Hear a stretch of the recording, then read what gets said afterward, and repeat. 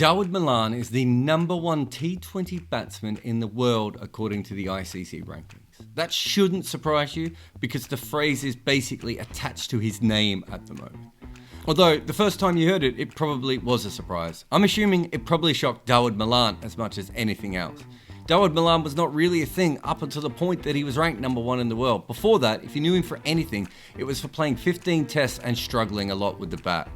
It was 2017 when England decided that Malan was their guy for tests and also played him in a T20, which is a bit of an odd call to begin with because he had played a very long career that was kind of ignored up until that point.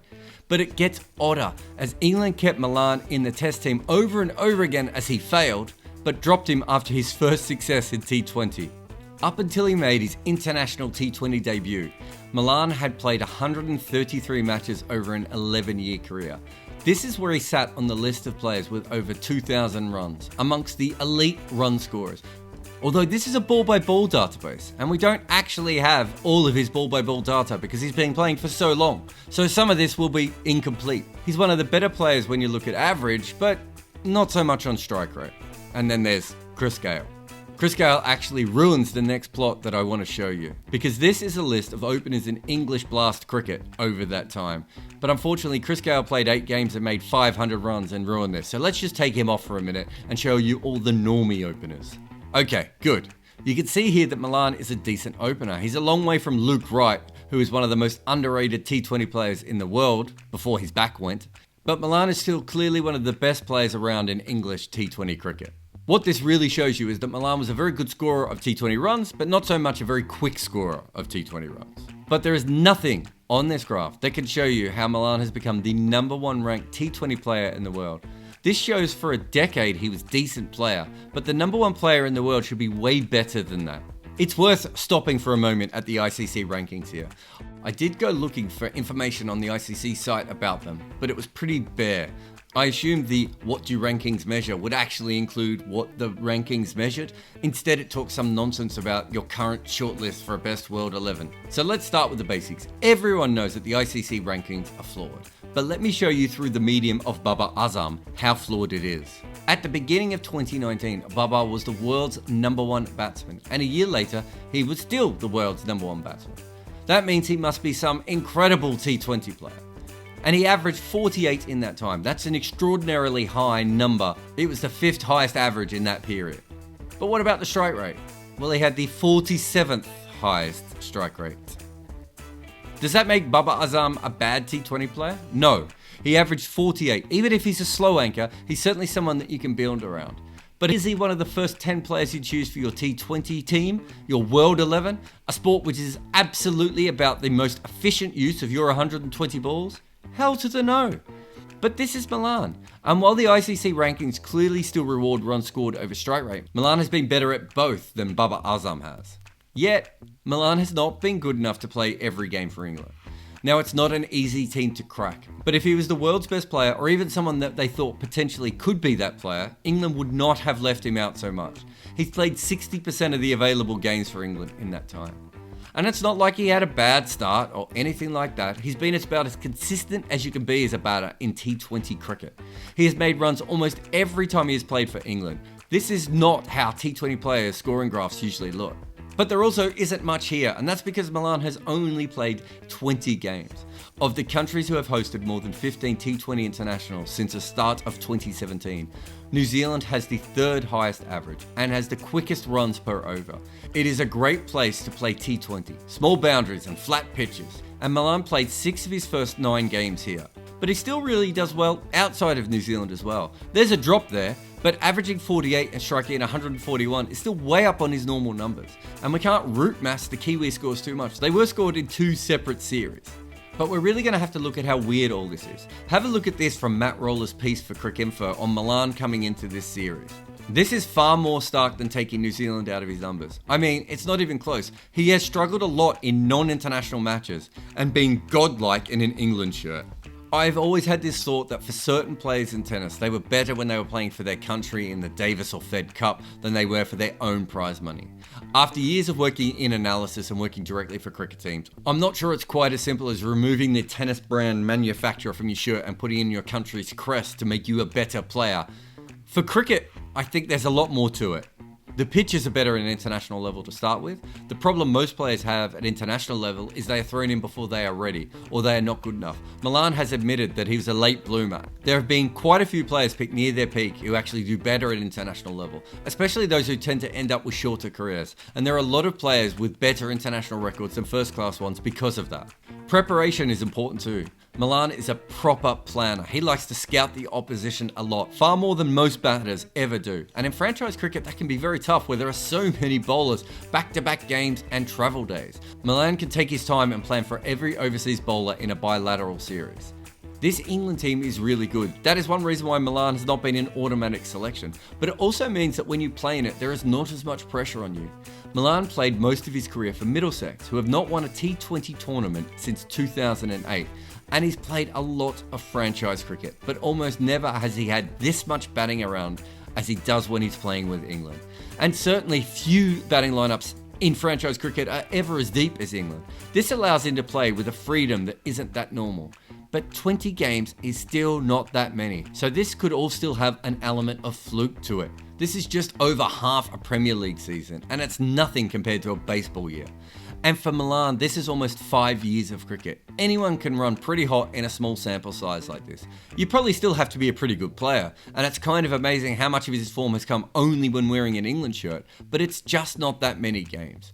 And that is because we don't play that many international T20 games. Only 3 players have ever passed 100 matches. More players have played over 400 ODIs.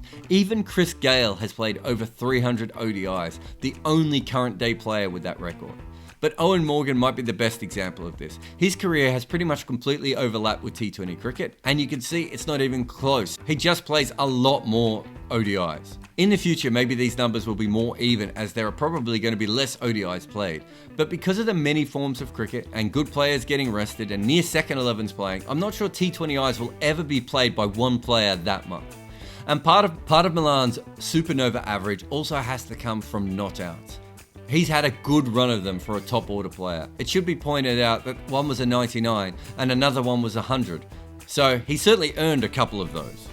But weirdly, that 100 didn't go down so well with his captain.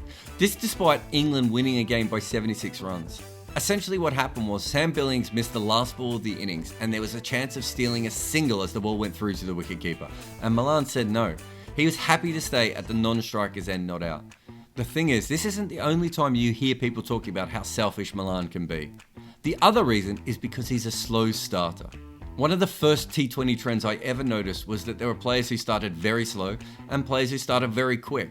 They are almost two separate species. For me, this all started with Brad Hodge, who would seemingly be 20 from 20 every innings before picking up his 50 from only 30 balls. Chris Gayle is not only the king of T20 batting, he is the universe boss of slow starts in T20 games. He will even leave the ball early on in his innings. Here's a couple of things from a piece I did back on this in 2018. The numbers are a bit out of date, but you can see that Gayle starts really slow and then catches up, unless he goes out. And that is the problem with this method. It chews up a lot of resources. If Cameron Akmal and Chris Gayle were opening up together, after 3 overs on average, they'd be around 18 runs. If they both got out, it would be horrendous. Malan is someone who starts slow. It's not always been as noticeable in his normal career, but being part of the English team where everyone else is going in 5th gear from almost first ball, it means that Malan's Sunday morning driving to church style really does stick out. Here is my man Umul Dese on the elite T20 players around the world since Malan made his debut, and this is their first 5 and first 10 ball strike rates. Up here is one of my favourite T20 players, Luke Ronchi, who for some reason just does not get the respect he deserves. He starts an innings like the batting coach has set his arse on fire. All the way down here is Malan. He's not the slowest in the world, but he's certainly one of the slowest.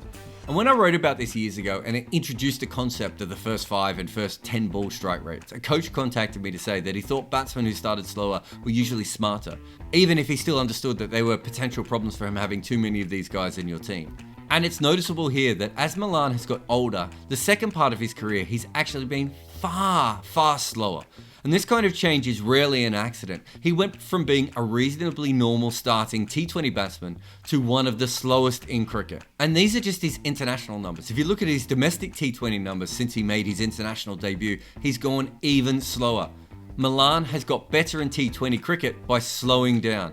You're just going to have to process that on your own for a moment. Malan came into the England side originally so they could rest Ben Stokes, Moeen Ali and Joe Root from a game.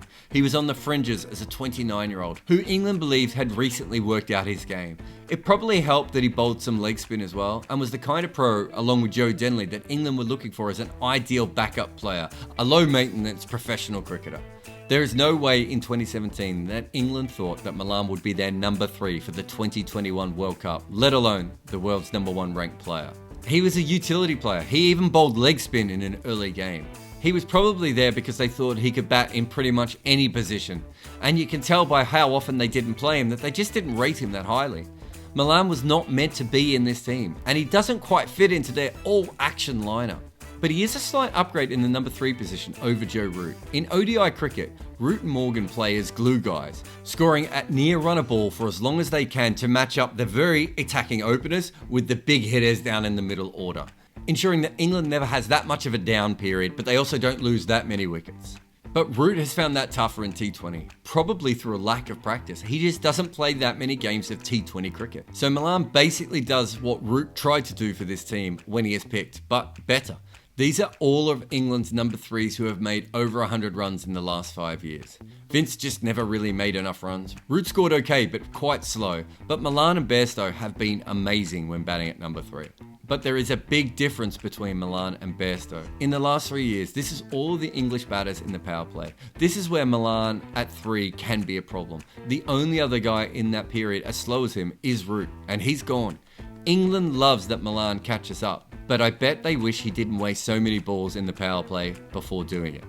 It is worth talking about England's batting lineup because it is so deep that Adil Rashid will bat at number 11 at times, and he has 10 first-class hundreds. They have certainly played some lineups where you could argue they don't need someone to be the glue between their top and middle order, and they certainly don't need anyone coming in and scoring at a run a ball in the power play overs.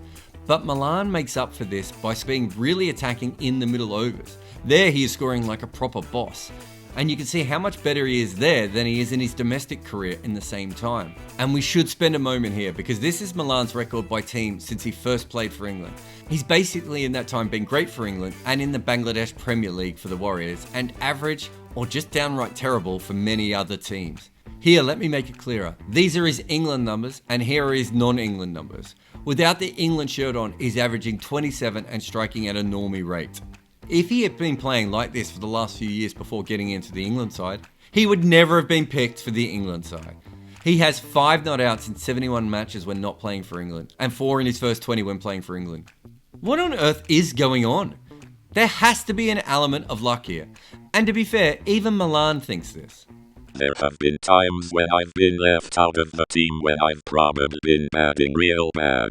As disappointed as you are to miss out, you know you're probably not playing as well as you could. But the times that I've been given opportunities, I've actually been hitting the ball well, and I've been pretty confident. Malan just is a curious case, because he clearly is not as good as his T20 international average, and nor is he as bad as his test average of 27. He's just a late blooming cricketer trying to work out how to improve. But Malan has only played a small amount of times for England, and his number 1 ranking is down to luck in selections at the right time, and due to the fact that almost all of his best knocks have been in an England shirt. But Dawid Malan is not a lucky cricketer. He made himself into someone who could get picked for his country late in his career in all 3 formats after a decade of being ignored. He has tirelessly worked on his game, and he has been willing to get slower to cash in, even for a team that wants the opposite. Dawid Malan is the ICC number 1 ranked T20 batsman in the world. That should surprise you, and him, and everyone else. But that Malan is good after years of grinding and working out his game is not luck or small sample sizes. It's about hard work. And to use one of the worst cliches I can think of, sometimes you do make your own luck.